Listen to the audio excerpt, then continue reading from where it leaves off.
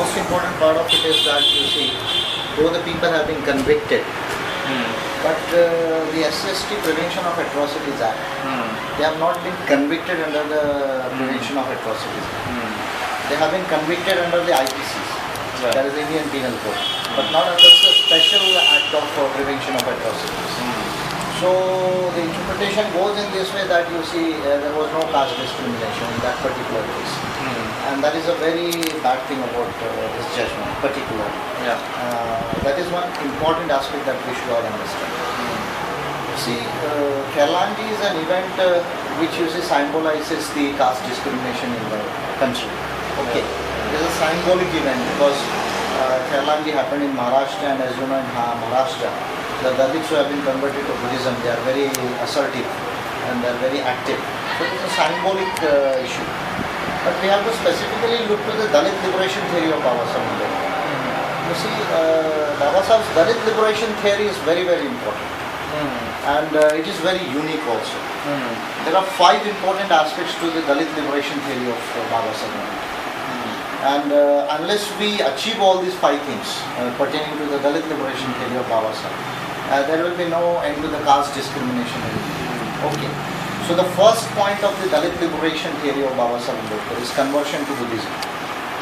Because you know, caste system, basically it is a product of Hindu religion. As long Hinduism goes, caste is going to remain, untouchability is going to remain in various forms. So the original theory of Baba Saheb Ambedkar is that unless Hinduism stays alive here in India, caste cannot be annihilated. Okay. And this is the reason why Baba Saheb Ambedkar converted over to Buddhism in 1956. Okay. Because if you go into the meaning of Dharma, according to the Dharma Shastras, Hindu Dharma Shastras, from Vedas to the Balambhati, that was the last religious scripture, you will find that Dharma, as it is understood in Europe, it is not religion actually. Dharma in India was nothing but an irreligious, inhumane and unjust law for non-caste. That is a very important aspect. If you go according to the Hindu Dharma Shastras, from Vedas to the Balambhati, it is not in the classical sense as it is understood religion. And that is why you see Buddha, he never used the word Dharma. If you go to the original Pali canons, you see Buddha always used the word Dhamma. Dhamma means universal humanism and universal morality. It is a way of life. Okay. So that is the first theory of Baba Saheb Ambedkar, that unless you convert over to Buddhism, untouchability and caste won't vanish in India. The second theory of Baba Saheb Ambedkar pertains to higher education and key post. Unless the Dalits, they go for higher education, and unless they capture the key post, whether in the public sector or whether in the private sector, they cannot emancipate themselves. That is the second theory of Baba Saheb Ambedkar. The third theory of Baba Saheb Ambedkar, which is so central, and particularly in view of the separate settlements which are, the special economic zones, over 500 special economic zones which have been, built in India. Baba Saheb was the first to suggest the separate settlements for the Dalits and the landless in India. See, the Dalits, they are staying in the Hindu villages, and in every Hindu village they have been in minority, and they have been subjected to this stigma of caste. Okay. So there is no social security and no economic security to the Dalits. They were totally dependent on the caste Hindus, particularly the business community, the land owning community and the priest community. Okay. So Baba Saheb suggested that unless the untouchables, they are removed from the Hindu caste villages, because they are just living like the Jitos in the villages. So unless they are removed from Hindu villages, and unless they are settled in separate villages. Suppose if we take a district, in district we are having on an average 10 tehsils in India, sub-districts. Baba Saheb wanted that at least at the tehsil level, that is the sub-district level, the untouchables should be brought and settled in one place. That could have solved the whole issue. Because if Dalits could have stayed on their own in one community without depending upon their caste Hindu villages, there would have been social security, and there would also have been economic security because they would have owned the land. Because still Dalits are mostly landless in India. Okay. And that sub-district where the Dalits would have been settled as separate settlements, they could have become a development bloc. Okay. And that could have also given a political clout, because in the joint electorates, the first past the post system, You see, in India, I don't know, in France there is no first past the post system. There is only first past the post system in Britain now, and they are also thinking to change over the first past the post system. In India we are having the first past the post system, which is the most non-representative political system of the world. And that too with joint electorates, because as you know there was a great schism between Babasaheb and Gandhi during the Pune Pact. And Babasaheb wanted separate electorates, and Gandhi, he snatched the separate electorates of the Dalits and went for the joint electorates. Okay, so Babasaheb, he thought that if they are settled separately, Dalits, this separate settlement itself become a constituency, and they can elect their true representatives also. That is the third theory of Dalit liberation of Babasaheb Ambedkar. And the fourth theory of Dalit liberation of Babasaheb Ambedkar, as we know, is the reservations and the welfare state. Okay, so reservations already we are having in India, but reservation, it is only confined to the public services. That reservation has not been extended to judiciary, armed forces and higher scientific posts. And there is no reservation in the private sector in India. So the reservation, which is a theory of historical compensation and special protections, as recognized by over 20 constitutions of the world today and also human rights theories. Babasaheb was the first person to suggest the special protections theories to the world by the law of constitution. Perhaps Europeans also have to understand this particular aspect of the constitutional philosophy of Babasaheb Ambedkar. And now after the, you see, great recession started from America, the human rights are acknowledging, and the human development concept is acknowledging, whereby 20 years report of the United Nations has also suggested that without a welfare state, you see, markets themselves cannot abolish inequalities. Okay, so Babasaheb was the first to suggest reservations and welfare state. That is the fourth theory of Dalit liberation of Babasaheb Ambedkar.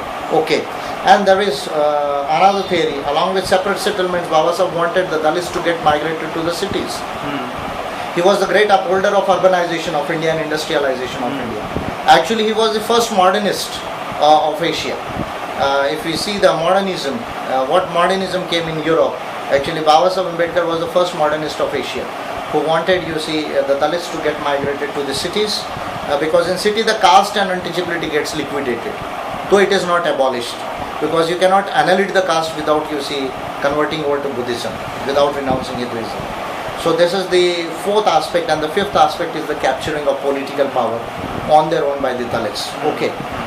So looking at Khailanji, Khailanji is only a symbolic issue, because just now I am coming from Orissa, there have been a lot of atrocities in Orissa also now. So we have to look to the whole issue of the Dalit question in India. And looking at the whole question of Dalit question, we have to acknowledge this fact that caste discrimination is worse than racial discrimination in the world. Caste discrimination is worse than the ethnic discrimination of the world. Caste discrimination is worse than the gender discrimination of the world. Actually, the caste slavery system of the world was the worst slavery system of the world. Unless we acknowledge this fact, and unless we look with a specific Ambedkarite perspective to the Dalit question in India, and the associated communities of tribals and the denotified and nomadic tribes, who constitute 38% of the total Indian population. The Dalits, they constitute 18% of the Indian population, along with the converted Christians and Muslims. The denotified and nomadic tribes, the nomads, just like the gypsies of Hungary and Europe. We are having a lot of nomads here in India. They are 12% of the Indian population, and the tribes, they are almost all 9% of the Indian population. So we constitute 38% of the Indian population. So we have to look to the whole question of the Dalit liberation theory of Babasaheb Ambedkar. This is the first important aspect I would like to tell you. Okay. Now I feel you can ask me some further questions if you want. What is the importance, what did the Khailanji even change for the local Ambedkarite movement here in Nagpur? You see, Khailanji, we tested the theory of Babasaheb Ambedkar. You see, because since we got converted to Buddhism, we were able to retaliate, and we were able to bring this whole issue not only at the national level but also the world level. Because Khailanji got attention in America, Europe and Japan and UN also. So Babasaheb said, if you get converted to Buddhism, you will become one community. And since we became one community, we became assertive, we were able to highlight this whole question to the country and to the world. Okay. So actually the theory of Baba Saheb Ambedkar got tested by this whole Khairlanji issue. That is one very important lesson that we learned. Second, we learned that how to, get on with this atrocities issues as far as the legal aspects are concerned. Because there are some legal nitty-gritties. Suppose you have to mention the caste of the community who are, doing the atrocities. What sort of a legal, help we have to extend to the local community. Okay. At the point of time when the atrocity is taking place, now we have started using technology, a very important aspect. I am telling you a very small example of Orissa just now. We learned from Khairlanji and we transmitted it to Orissa. Okay. As soon as we got the message that the atrocity is taking place, the first thing we did is that I asked them to do emails to the Chief Minister, to the Home Minister, to the National SC/ST Commission and the State SC/ST Commission and Human Rights Commission. So as soon as the email, within a couple of minutes they did the email, so that became an official record. Okay. So since it became an official record, the whole state administration, it got active because then it became the responsibility of the state administration to intervene. Yeah. So therefore the atrocity could not advance much ahead. Okay. So these type of lessons we have learned. Okay. How to get into the nitty-gritties of the legalities of atrocities. But one more important aspect I would just like to highlight you, because since you are dealing with the Khairlanji issue and the atrocities issue, see the Article 17 of the Indian Constitution, it speaks about abolition of untouchability. Abolition of untouchability. In India till date, there is no law or no policy which has been framed by the Parliament to abolish untouchability in India. Yeah. You see, atrocity acts come into picture only when the atrocity is committed. An atrocity is committed due to untouchability. So actually, till today, the Indian government has not fulfilled the mandate of the Constitution of India, particularly Article 17, that is abolition of untouchability, and right to life, that is Article 21. So I feel this is also a very important constitutional and policy issue, which we have learned, and now we will be taking this whole issue as a matter of, human rights and the fundamental rights with the Supreme Court. We already thought to file a writ petition, separate writ petition with the Supreme Court of India for the implementation of human rights and fundamental rights in view of the whole theory of right to life and abolition of untouchability in India and abolition of caste discrimination, because Indian Constitution does not permit caste discrimination. Article 15 prohibits it. Okay. So such type of small things we learn. In case of an incident like Khairlanji, the victim or the surviving person of this incident can become a kind of spokesperson for a community. So do you think that Bayalal Bhutmange has played this role in a satisfactory manner? Yeah, he became a symbolic person for all of us. Because all the focus or the attention of the media is also on this man. Yeah. So he became a sort of a symbolic person for us, actually. Because he is not Bayalal Bhutmange. He is particularly representative of the Dalits at that point of time. Okay. So naturally he becomes some sort of a symbolic representative. And are you satisfied with the manner that he has assumed this responsibility of representative? See, representation in two senses I am speaking of. Representative of the movement is a different issue. Okay. You see, if you are representing a movement, a society, that becomes a larger question. Okay. It's not such a smaller question that if something happens to some person, he can lead the whole movement or society. Yeah. But yes, symbolically, situationally, he has done so. Okay. Symbolically, situationally, he has done so. So you can say it was a symbolic representation. Okay. But did he represent the community in a matter that satisfies you? Symbolically, yes. Symbolically, yes. Even though he accepted the compensation of the government and. You see, that is a matter of his right, no? Okay. See, compensation is not a charity. Yeah. It is a matter of his right. Okay. Actually, if you go to the SC/ST Prevention of Atrocities Act, Section 21, it discusses about the socio-economic rehabilitation of the Dalits who face the atrocities. Okay. And you see, we are the citizens of India, no? Yeah. We are the citizens of India. It is a matter of his right. But the compensation which is announced by the government was not the compensation which will be granted to him by the court. It is something else. You see, the court will decide the compensation separately. Yeah, but he has taken compensation from the chief minister, which is a political compensation. It is not judicial. No, actually, we should not see it as a political compensation. It is a matter of a right under the CNRS prevention of atrocities. It is a duty of the state to give compensation. Under the Act itself, it is a duty. Under the SCST Prevention of Atrocities Act, it is a duty of the state, of the government, to give first relief. It is a sort of a first relief. Okay. So the Act speaks very well about it. So it is not that you are sacrificing your dignity for that compensation. It is your right, and India has accepted that.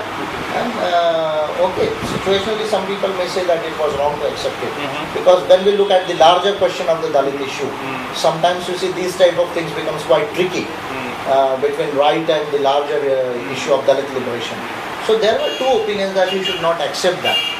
Because there was a larger question of Dalit issue. But if you ask me strictly, it is a matter of his right. So there is nothing wrong legally and constitutionally in accepting it. But that does not absolve the whole Indian state from the issue of Dalit liberation. Okay. So these are two different issues. And there have been rumors also saying that Dayalat Bhatmange was going to get married and that he lived with a woman. And some people said that it gave a bad name to the community as well. You see, I am not aware about this rumor. Okay. And since I am not aware about this rumor, I will not comment upon it. Okay. But marrying or not marrying is a personal choice of a person. So everyone is having his individual right. Okay. So since I am not aware about the rumor, it was something which was broadcasted on local television. Yeah, there is the Hindus, the caste Hindus are experts in spreading the rumors and defaming the Dalits.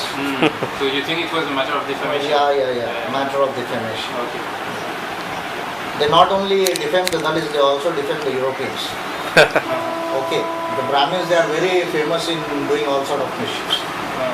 If you go to the literature of Gandhi and all these people, you will find a lot of defamation of the Britishers and Europeans also. So the Brahminical community is the most inhumane and the most hypocritic community of the world. They are worse than Hitler actually.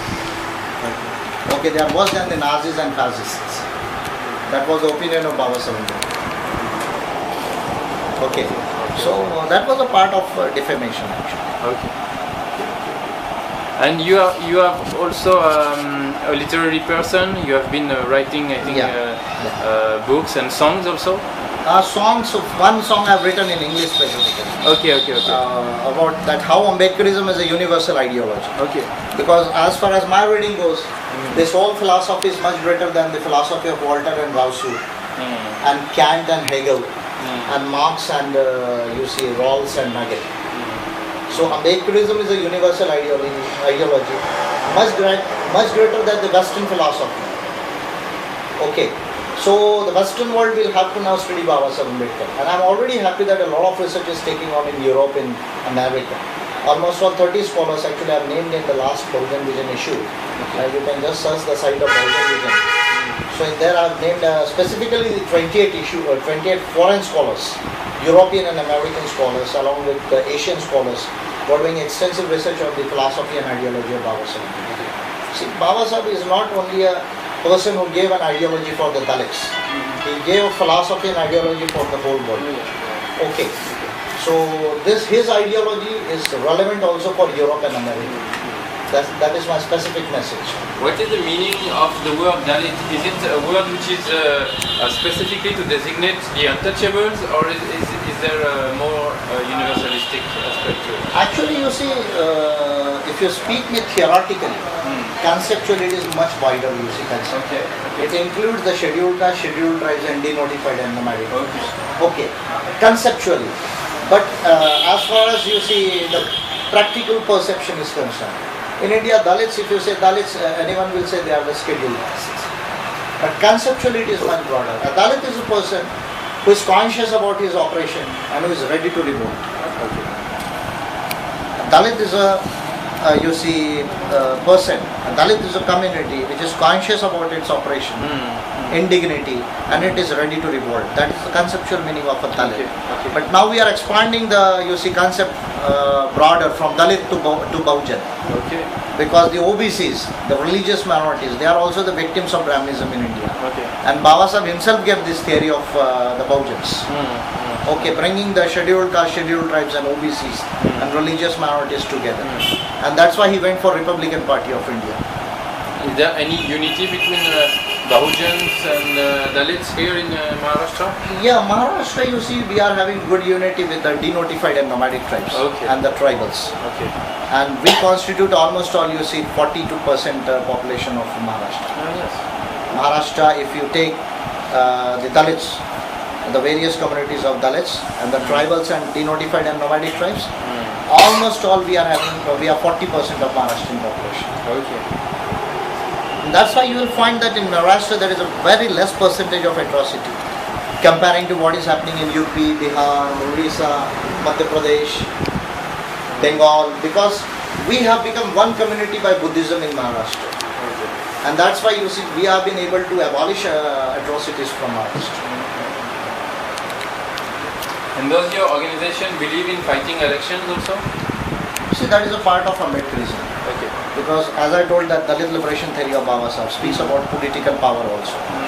So we have, in the parliamentary democracy, unless we form, governments, we cannot implement the Constitution of India and the specific policies that we want. Yeah. So we are already declaring a Dr. Ambedkar plan of society and nation, which encompasses the policies of Ambedkarism on every aspect of human life, starting from education, labor, gender, economic policy, defense policy to foreign policy and all those things.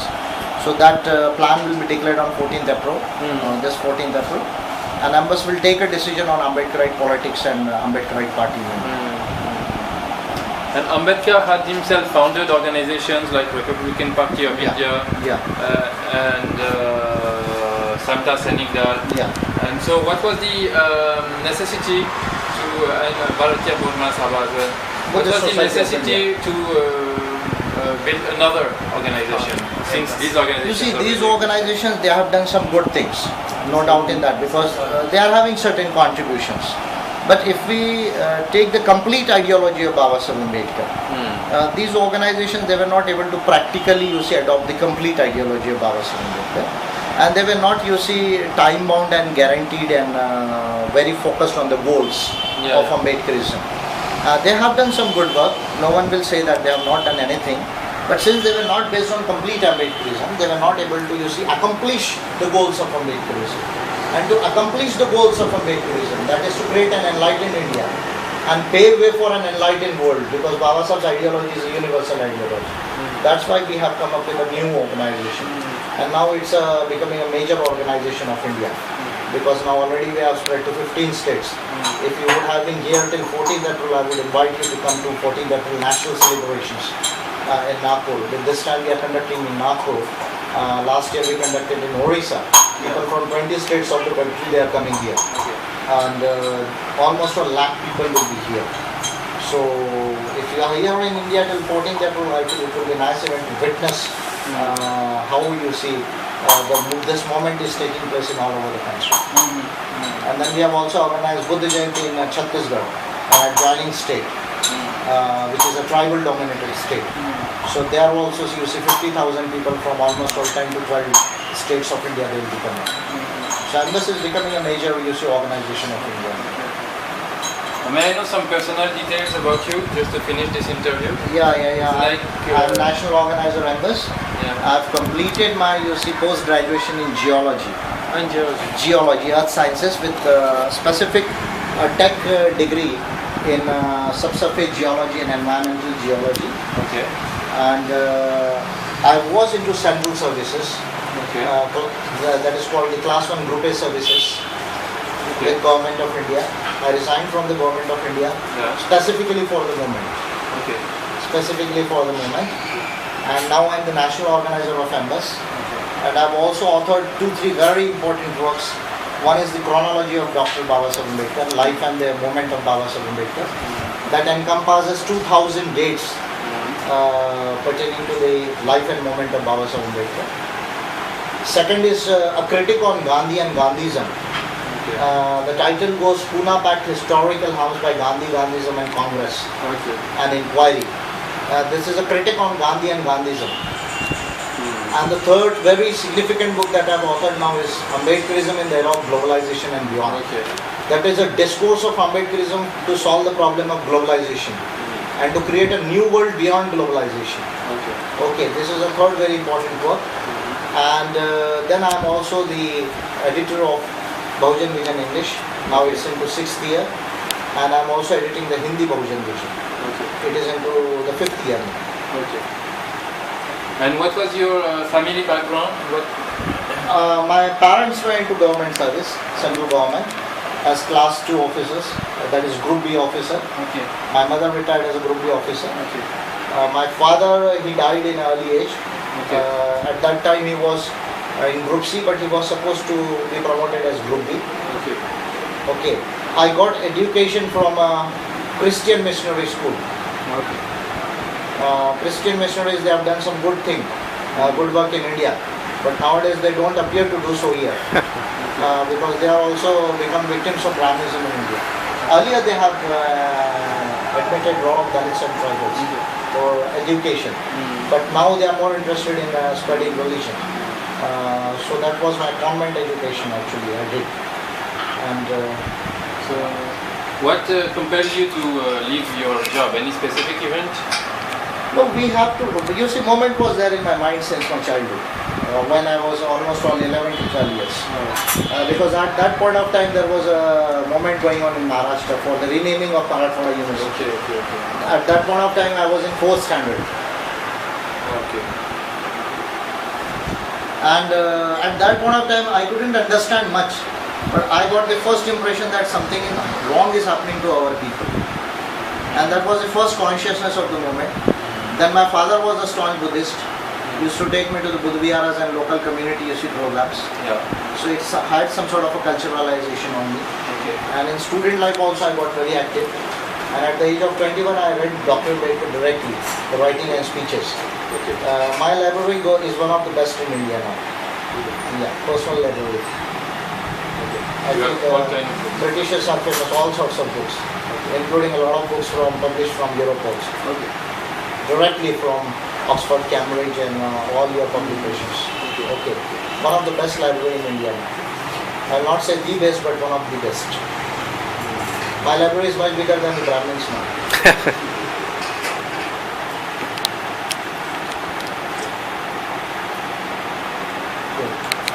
So, and we look towards Europe, that because in Europe also a lot of, you see, understanding is taking place regarding Baba Saheb Ambedkar and Ambedkarism.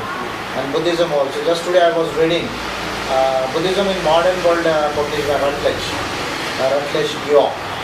And I was just going through the Buddhism upsurge in France and Germany and Britain and Switzerland and Ireland and Iceland and Russia, the whole Western and Eastern Europe and in America. So we felt very, you see, delighted about this. That the Europeans, they are also going beyond European enlightenment for the real enlightenment of Ambedkarism and the Buddha. So we are very happy with the people of Europe particularly. So I feel that the Europeans particularly will understand the ideology of Baba Saheb Ambedkar in a much better way, and we can build up a new world in the era of globalization. So now that you don't have a government job anymore, how do you sustain yourself? You see, I had saved some money out of my provident finance savings, so that gives me interest. Plus we had some family house, so the rent will be there. And the moment work, everything goes on the donations of the community. So for moment work we don't take any money, we give money to the moment. So moment work goes on community donations as far as personal survival is concerned, the savings out of the service and the ancestral home you say rents. Nice, thank you. If you want to ask something specific, you can ask. You are most welcome. Just now you see I have got books from Oxford. These are coming directly from, you see, abroad. They might be coming from Britain.